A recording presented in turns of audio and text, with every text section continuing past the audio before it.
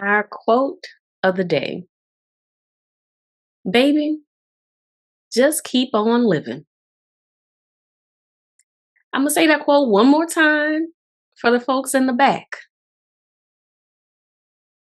Baby, just keep on living. Lady, I know you have heard that from some elder Black woman in your life. And if you haven't, well, baby, just keep on living. Okay. So, T, when you hear that, what memories come up for Mm, you? girl, so much comes up when I hear you say that, baby, just keep on living. I think about how, okay, this is one of the first things I think about. When I was younger, you ever think back to that phase of life where you just thought you knew everything, like you had it all figured out. You just thought like, oh yeah, like I'm not gonna ever do this. I'm gonna do this. This is my plan. And then you keep on living it and your ass sees yourself doing stuff that you were like, I said I would never do this. Or, oh, this was my plan, but it didn't work out that way. Girl, Yes, I think it is a very humbling quote to just be open to growth and understand that you can change your mind, you can change your perspective because when you keep on living, you will find that you'll probably end up seeing a lot and also having experiences that you maybe didn't think you'd ever have. exactly. What comes up for you when you hear that? It's that piece around needing some humility, right? That like your Yes. elder is trying to school you in the gentlest, shadiest way possible, right? Mm-hmm. Like essentially that's their gentle, shady way of saying, girl, you don't know no better, but it's okay. Listen. When you Yes. keep on living, you will learn a thing or two, Mm-hmm. and you will probably have a shift in some of your perspectives. Mm-hmm. Well, let's dive into some of those perspectives because I got to talk to you about something. So, Dom, I have been thinking about things that just how I've shifted, right? It's so incredible to me how we can be in the same body, right? Sometimes we even look damn near the exact same. It could be 5, 10 years have passed. But the essence of who you are can shift so drastically. What you believe, what you tolerate, how you show up. And one thing that I've been sitting with lately, relationships is always a topic. There's so many different aspects of relationships that have shifted for me. But one of the things is, girl, I used to believe with my whole heart that all men cheat. Like there was a period in time where I was just like, okay, maybe not all, 99%. I Yeah. believe Yeah. that with Yeah. everything in me. I'm going to tell you why, and I want to hear your perspective about this as well. So one thing that I saw growing up all the time was my uncles doing women dirty, okay, with a capital D. And what Mm-hmm. that looked like was one uncle in particular. I'm not gonna call him out, but one uncle in particular. He used to always bring a different woman to my grandmother's house for the holidays. Right, my mom's house was where everybody went for Christmas, Thanksgiving, like all the holidays. Right, having bomb Yep. ass food, and he would always bring a different woman. And it's so funny because I would watch it, and I would just sit back and observe. They always had it going on. The women were beautiful and they Hmm. became like family. And everyone, for the most part, whenever they came, for the most part, everyone treated them kindly. They treated them with love. You knew it was like this unspoken rule. And I was young, but I knew don't mention any of the other women when you see a new one come. And it's just be like, oh, I just be like, he a pimp. He got all these. That was my thought as a kid. And so I remember thinking to myself though, as I witnessed that, I ain't never gonna let a motherfucker play me like this. And you know what I mean? And so that was Yeah. something that I internalized, but I saw so many men around me like showing up in that way. I would say maybe my dad, my mom's husband who passed away, my dad, he was probably the only one of the only men where I was like, okay, my dad, I don't think he's doing nothing. I think he's a good one. Like that was my belief. So yeah, girl, what is your perspective on that? So that's not how it's fascinating how our what we see growing up truly Hmm. shapes our perspective, right? Yeah. And the stories that we're told, the things that we start to believe, because that's not what I saw growing up. And so that wasn't something that Oh, I thought. really? I was not, I Okay. was, so I did not witness the men in my family like Mhm. cheating. Like that's Yeah. not something. I mean, now Not to did say it they weren't. happen? Yes. Right. I'm Okay. sure that there was some guy in the family Mhm. who was not faithful to his partner. Yeah. But I didn't, because I wasn't truly privy to that information. Mhm. That's not what I witnessed in terms of the relationship dynamics growing up. Yeah. That's not a belief that I held. Yes. But I can see how, and so I think for me, like, there were certain beliefs that I held about men based on what I observed in my mom's relationship dynamics. Mhm. But then also I saw something different with my grandparents. And so Mhm. I had differing views. Okay. I witnessed different types of relationships. Yeah. So, if anything, there was a level of confusion of like, wait, what is really happening?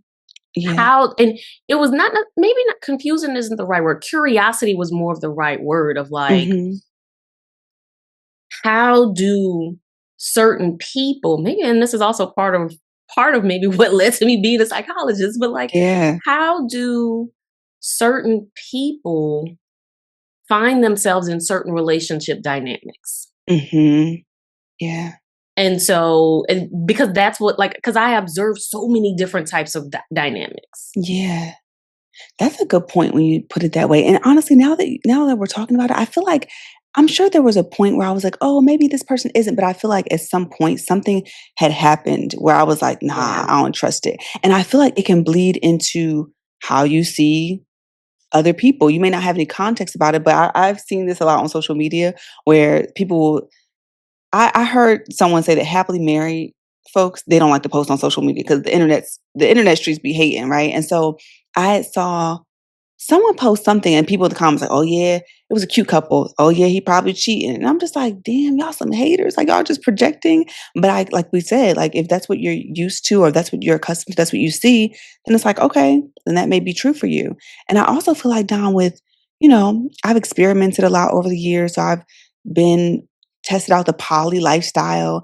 And another thing that came up for me around that was this idea, especially because we're in this stage where people are talking about it so openly, then I was like, all right, well, I feel like because of where I was in my journey, I believed that people needed to have multiple partners. Like I just believed that was I'm like people just have to. I don't think that you can just be happy with one partner. I don't think that is the truth. I just don't think it's possible. And that was my belief based on my experiences and Mm-hmm. the groups I was in, the people that I knew who were swinging, like people who were just having these different experiences.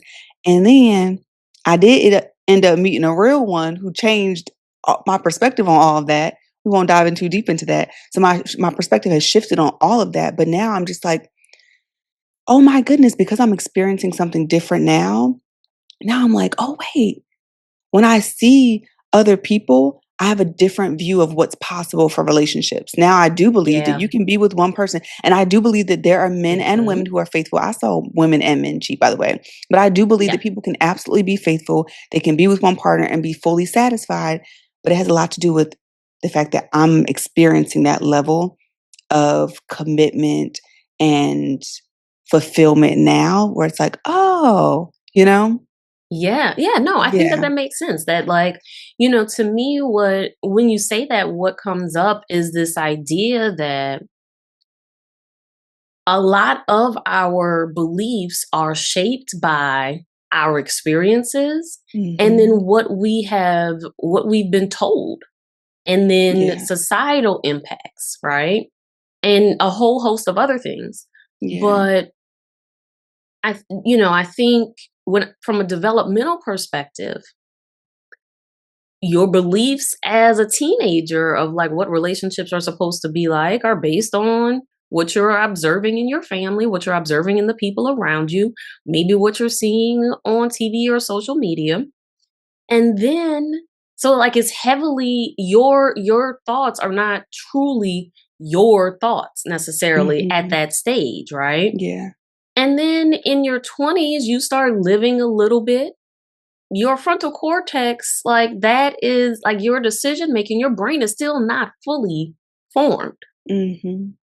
And so your decision making isn't still the best or the healthiest because your brain is still developing. Like research says your brain continues to develop until you're like 26, right? Lord. I think about my 26-year-old self and the beliefs that I held at 26 and the Okay. things that I was just super firm in. Well, this is how it is, Mhm. and this is how things are going to be in life. I kept living. And things like we mentioned earlier, things that I thought I would not do or Mhm. would not experience, Yeah. I've experienced, or I've seen other people experience it, and my perspective on it shifts has shifted. And Yeah. I at this stage, and now had you told my 26-year-old self that my perspective would shift, I would have looked at you and called Girl. you a liar.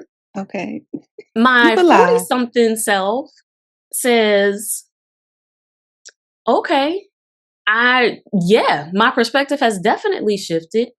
And I'm open enough to recognize, like, wise enough now to also Yeah. recognize that what is working for me, what beliefs I hold now in my 40s, might not work for me in my 50s, 60s, and 70s. Yes, that And the part. way my life, like just with aging and the way that I will evolve,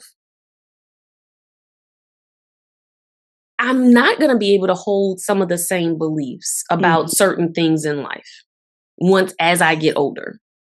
And I think that's the beautiful thing about age too, because you realize I think humility to me that is the word that keeps coming up. Like you're humble enough to know that things will change, you will change. And y'all, I know that Wendy Williams, she has been a polarizing figure, right, in media.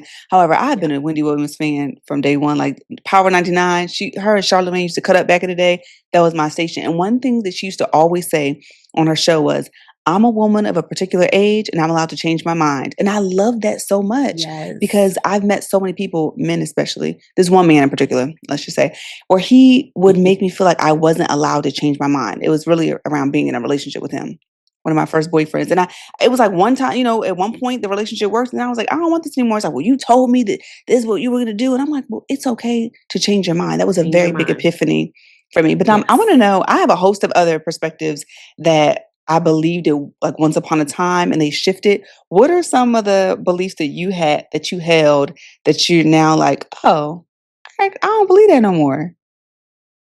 I'm gonna toss out like a frivolous one. Um, Okay. and I call it frivolous because it used to be like around it was around fashion, right? Oh, So okay. my younger self used to think that women of a certain age, and Hmm. okay, let me be more specific. Okay. My prefrontal cortex developed self in Hmm. my early 20s Yeah. thought believed that once you got to be like 35, 40, there were certain things that you should not be wearing anymore because you're a woman of a certain age, right? Ooh, that's us. Listen, listen, early, right? And my early 20 something self was highly like judgmental and like rigid around like certain Yes. things, right? Hmm. One of them was, I think, yeah, well, like once you're over 35, you should not be wearing a mini skirt. Oh my Like you gosh. shouldn't be wearing little shorts. Oh my goodness. So my current self is like, listen,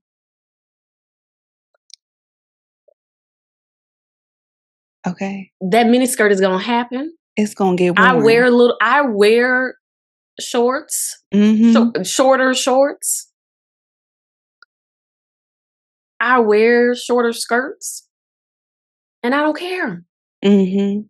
She didn't know how fly you was gonna be and how young 35 and 40 actually was. That's Listen, what she happened. didn't know. She Yeah. did not That is so know. funny, girl. And so I think about like simple things like that I was like Yeah, rigid on. And like yeah. I remember telling a couple of friends who were older, Mhm. yeah, girl, you know, that's a no. Yeah, No. Once you hit 35, you can't do that no more. right. That is Sorry so to my friends funny. who I said that to. A younger self, Oh, when you were younger, younger you told Dom. them that? Yes, Oh my I gosh. did. Said it with my That whole is chest. so Like, no, once you hit 35, you should not be doing that. Absolutely yeah. not. Goes back to the quote of the day, baby, just keep living. Cause listen, then you're gonna be 35, like, oh, I'm still young, actually. I'm gonna wear these shorts. Okay.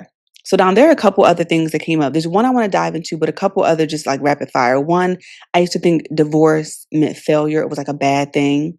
I used to think Mm, relationships, I don't know, I feel like I used to view relationships differently, but now I view relationships as sometimes they like, you know how people say someone can be in your life for a reason, a season, or a lifetime. I think yes. sometimes relationships can be like curriculums for us. They can really be learning experiences that help us learn more about who we are, how we want to show up, and then it's time to move on, and that's okay. It doesn't have to last forever. And then the one that I want to talk to you about, especially being a psychologist, is when I was I'm going to cringe even going back to this. But when I was in grad school, I was like 21, 22. And I was in the state in life where I wouldn't say that I thought I was always right, but I thought that I don't know if it's confirmation bias or what, Dom. You can help us out with the terminology, but let me just give you an example.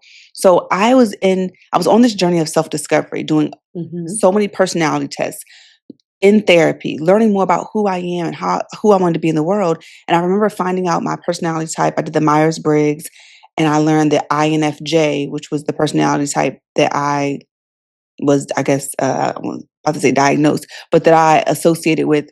It was like Yeah. this coveted personality type. And I remember thinking like, oh, the INFJ is the best. And then I started getting into my astrology a little bit. And I was like, oh yeah, I'm a Sagittarius. Sagittarius. Or like, I thought everything that I like believed or that I associated with, I thought it was just like, oh yeah, this is the ideal one. This is, you know what I mean? Like this, Yeah. is it superiority complex? What is that? Because I That think is a I'm assuming that superiority complex. but the thing Yes. is, but hold up, the thing is now I also was still struggling with like self-esteem and confidence. So it wasn't like I was cocky, but it was just that I don't know what that was. So can we dive into that? Like when we have beliefs that we think are superior to others, like I'm doing life the right way kind of thing.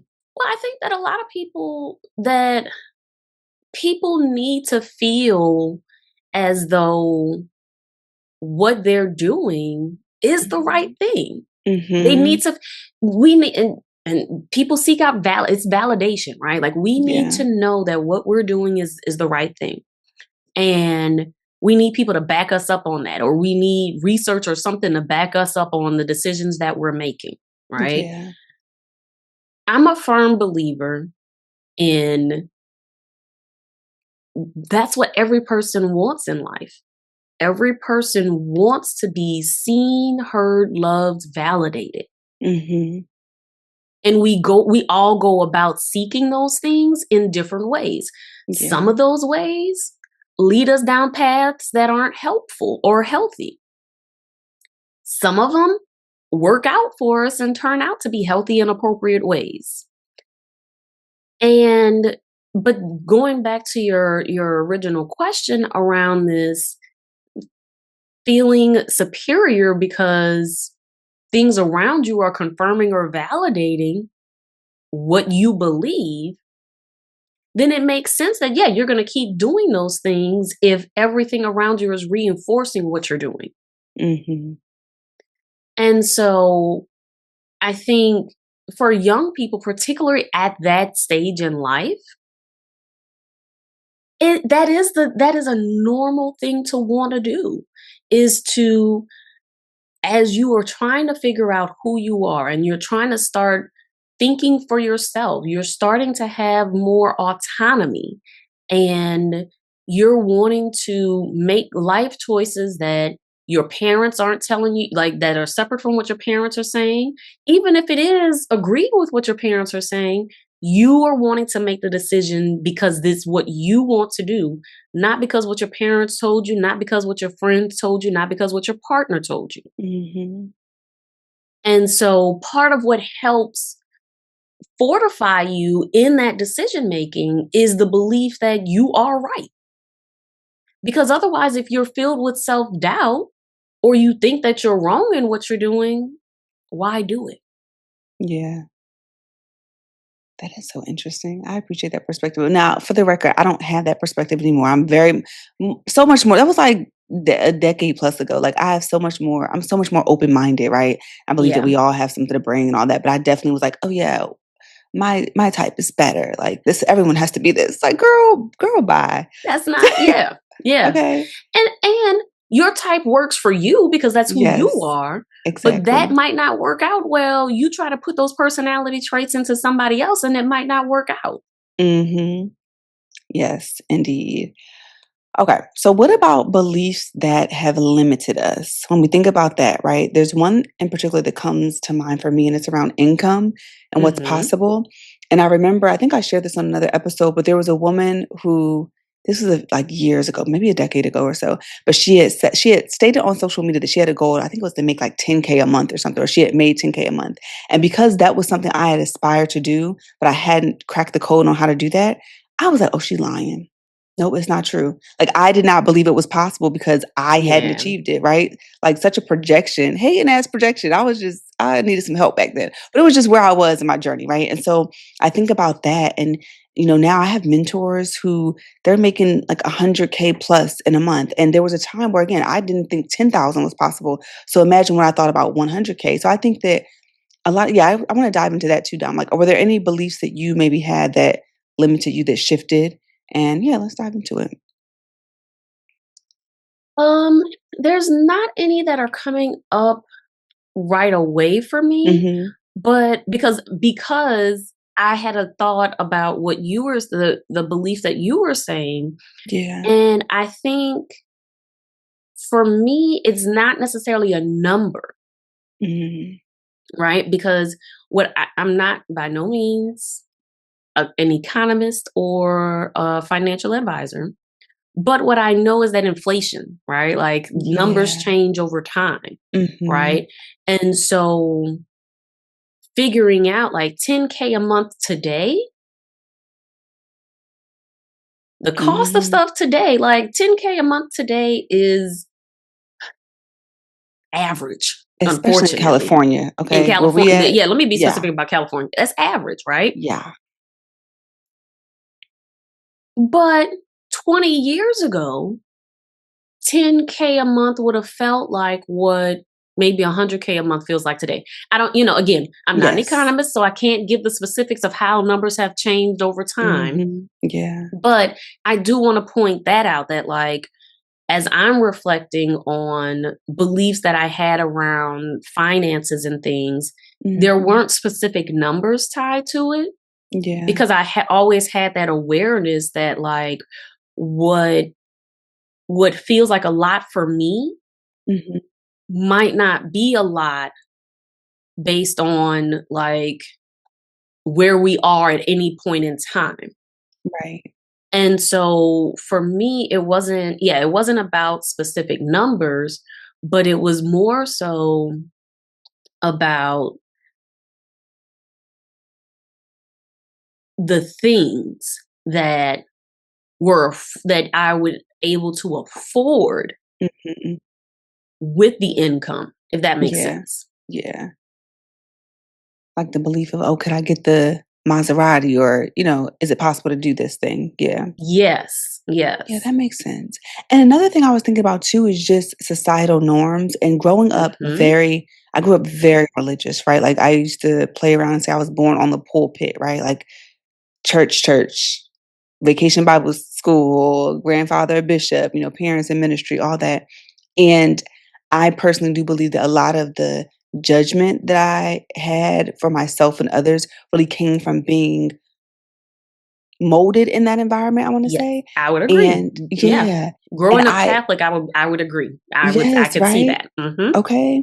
And so the other thing that came up for me around beliefs is that there were so many societal norms that I adhered to that now I would I'm about to say I wish my younger self could see me now, but like I'm so happy and proud of the woman I am today because I don't be giving a fuck. Like if it works for me and I can look in the mirror and I can go to sleep and sleep peacefully and wake up in the morning and be okay with who I am and what I've decided to do, I feel good about it. But I used to really base my decisions off of what other people thought, right? Yeah. People who Yeah. ain't Mhm. paying not near a bill, ain't contributing to shit. I used to care about that. And so one of the things that came up for me recently, Dom, this feels so liberating to like say and to just sit with and to embrace as my truth. But as a woman of a particular age, I have come to realize, and let me just say this could change it over time, although I don't foresee it changing.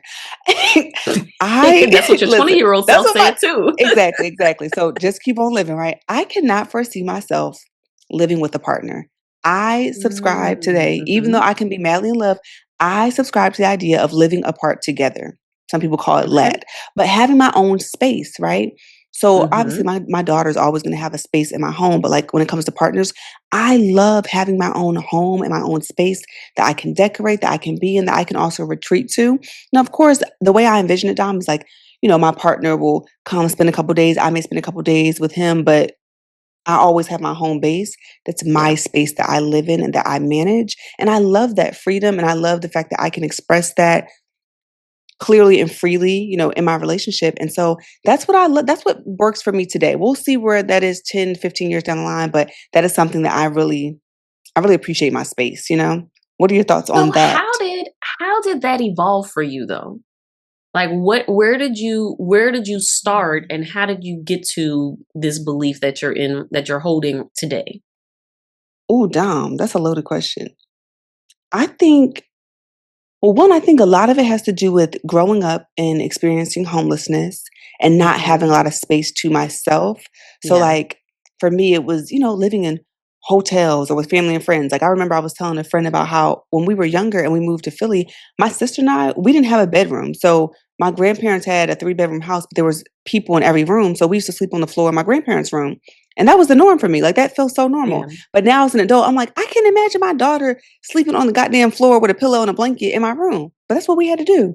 So for me, having my own space has always been so important. But then being in a 12-year relationship and then cohabitating, although we manage our space well together, I just really appreciate having my own space. And now being divorced Yeah. and having my own space again, I'm like, I like having my space. I like to be the boss of how the decor is going to look and how things are going to be managed. But I'm not saying I won't have another space with my partner, and I go there sometimes. But I've communicated like I want my own space. Yeah. So that's how I think I got there. And so I think that goes back to our point of like the experiences that you have shape your Hmm. beliefs, right? Yeah, So I think that that's great. yeah, For me, what I believe is that each individual couple, in terms of like yeah. relationships, specifically around this topic of relationships and couples living together, Hmm. I think that it's the decision for each specific couple and their current circumstances. Yeah. You know, I remember thinking I had I knew someone who they had a commuter marriage, right? Wh- Where What you mean? What's a communal marriage? so basically they lived in two separate cities. I knew I Okay, actually I know several people who have done this where really? for because of their respective jobs, Hmm. they lived for a period in their marriage. They lived in two separate cities. And my younger self would have wondered, how do you make that work? Because isn't a couple supposed to live together? Yeah. As I got older and being a therapist, but then Yeah. also and so working with different people in relationships, but then also just Hmm. living life, I come back to the belief that every couple has to do what works for them. Yes. Yeah. And what may work for you is not going to work for somebody else. And what may work for you might not be the quote unquote conventional or traditional way of arranging a relationship. Yeah. And for me, that's the piece that's most important. What is working for you and your partner? That is so And it true. could be something people haven't thought of before. Hmm. But if it works for y'all, then great. Keep doing that. Yeah. That's a good point, Dom. And I feel like that's why it's important. And I know I say this, it's going to be silly that I'm saying this, but it's important, I think, not to just tell everybody your business because some people can be so judgmental. And I feel like we are in the world, maybe it's just a social media thing. People be projecting like crazy. And I know I've gone through seasons and I've experienced projection and also have projected onto others, but I just think about how people are often on social media sharing this sort of blanket advice and generalizations that everyone should be doing. But like you said, I think that's the biggest lesson when it comes to beliefs, right? Your beliefs are going to change based on your Yep. experiences. So even I'm saying this lat living is for me now. Let's 5 years from now, we might be doing an episode where I'm We're like, gonna check well, in. what had happened was, you know what I Yes. mean? Exactly. Yes. And Yes. so our beliefs are going to change. They're supposed to. It's okay. And then also, your life is customizable. So your family may not understand what you're up to and what you're doing, Mhm. what you got going on. Your friends may not understand, but if it works for you, whether it's like an open relationship, which we've talked about on the podcast, right? Open relationship. Whether you we talked about we've had porn stars on the podcast. Whether that's your lifestyle, Yeah. whatever it is, whatever works for you, it's for you to decide, because you got to live with you at the end of the day. Yes, and I think, the piece that's important also is recognizing that judging someone else for what they're doing is not gonna help you, and it's not gonna Yeah. help them either, right? Yeah. Coming from a place, it makes sense that sometimes we don't understand, and Yes. oftentimes we put out negative comments or criticisms or judge things that we don't understand or Mhm. things that we haven't experienced. Yeah. And so it makes sense that like in my 20s I hadn't lived, haven't experienced nothing. And so it was easy to Yeah. criticize and judge things that I hadn't been through. Yes. That is very And true. to say, oh, I would have done this differently. Mhm. You ain't experience it. That's Listen, girl. That used to be me. I used to be like, "Oh, I never do this." Girl, I live some life. I stopped saying that shit real quick because I did about real 10 quick, things. About 10 things I said I would never do. I was like, "Oh, here we go." So life is showing yeah, you. life is showing you. And honestly, I feel like when we judge other people, it really has more to do with us anyway. Like it's probably Yes. something that we're probably judging ourselves on something, right? Because at the end of the Yep. day, I could see people who have certain relationship dynamics, and if it doesn't work for me, it's like, oh, okay, I'm just like I'm indifferent, right? I'm happy Yep. actually, because it's like if it works for you, I'm happy for you, but that doesn't mean I have to adopt it. So I think that's kind of what I took away from these different perspective shifts. Hmm. Yeah, I think that's Yeah. the biggest takeaway is that, you you meaning all of us as a people, Yeah. Yeah. as we grow and evolve, our perspectives naturally will shift on things. And Hmm. so it's helpful for us to one release any shame or judgment that we have on ourselves for things that we may be currently doing that our younger self said we would never do, Mhm.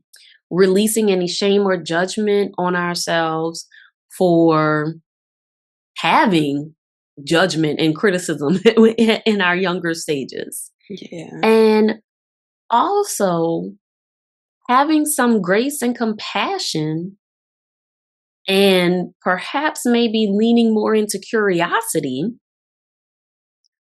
around other people's experiences. Mhm. Yep. Because, like you said, it has a lot to do with experiences. We don't know what someone's childhood was like, what caused them to show up in the way that they're showing up or to desire what they desire.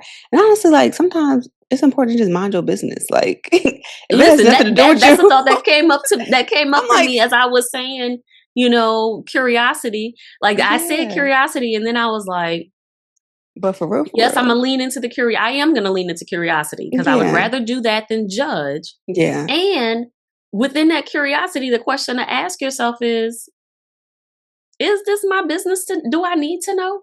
Okay. Is this my Is this business? gonna help or harm me in some way that it's important for me to know this? Okay.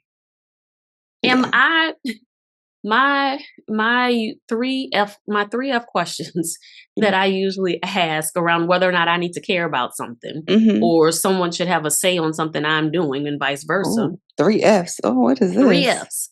Okay. Feeding, fucking, financing. If you are not feeding me, if you are not paying for it, and I am not your current sexual partner, you do not have a say in anything that I'm doing. I don't have a Hmm. say in anything that you're doing.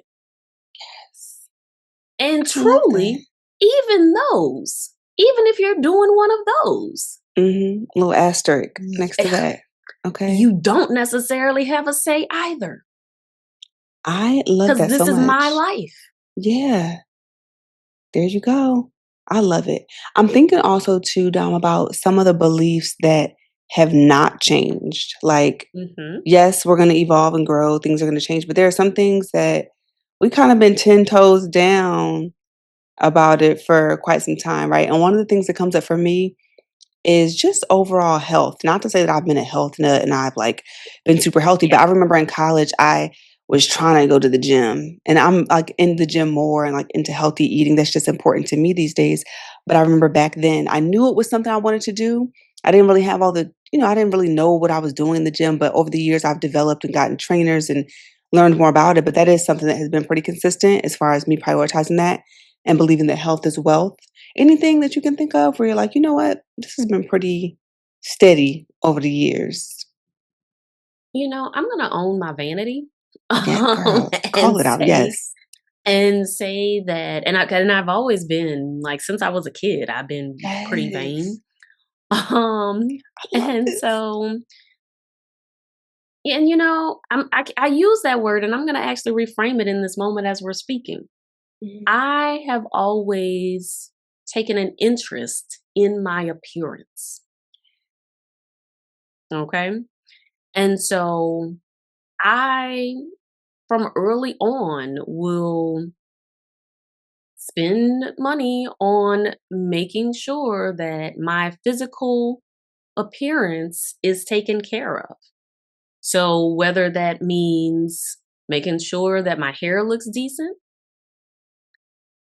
making sure that I'm exercising in some form or fashion, that my physical, like that, and that I'm going for medical checkups. Like, it has levels to it, right? So it has Yeah. like the superficial levels, but then also the internal levels as well, of like prioritizing my appearance. I love that you said that because I think people, again, going back to shame, there are many people, and maybe I'm just on social media too much, but it comes back to social media, right? I see people judging people who care about how they look, right? And or Hmm. who invest in it or who, yeah, like I don't want to leave the house just looking any old kind of way. Like I'm gonna look presentable, and I don't think people talk about that enough. I Right. feel like sometimes people make you feel bad about wanting to look your best or invest in your appearance or whatever you decide, whatever you got going on, whatever you decide to do. I feel like there's sometimes a lot of judgment on like, oh, you're so vain and superficial. Yeah, motherfucker, I care about how I look. Yeah, you right. I also pay attention to my internal qualities as well. There Like you I'm go. also Yes. I'm also focused on my mental health too. Yes. So, That's even better. and I it love it. works. And so again, if it works for you, If it works for you. then it works for you. Exactly. And I have an appreciation for that, Don, because I am the same way. I feel like we're superficial with substance, right? Like, yes, that we care about the outside, but we also care about the inside as well. And yeah, I'm really glad that you called that out. All right, let's see. I feel like we got a little bit more time. What else should we talk about? Well, so what are the one of the other things that you're like 10 toes down in? Ooh, 10 toes down. Um, you know what? The belief that I am, hold on, I gotta look at I have a tattoo down here on my thigh that says abundance is my divine birthright. And I've been, child, I was reading Rich Dad Poor Dad, even though Robert Kiyosaki is a bit suspect. I've heard some stuff about him these days. I was into that book when I was like in high school. And I've been all about the abundant life for a very long time. And even though I've not achieved the height of my financial goals, that is, I am one of the people who like, I'm going to be delulu and get rich or die trying. Like that's the goal, that's what we're doing. Yeah, So I would say that's one thing I'm definitely 10 toes down about is the wealth and abundance. I support that. Period. I support that. Period. And I think, as you said, as you brought up, you know, the author of Rich Dad Poor Dad being controversial, what Mhm. came up for me as you said that was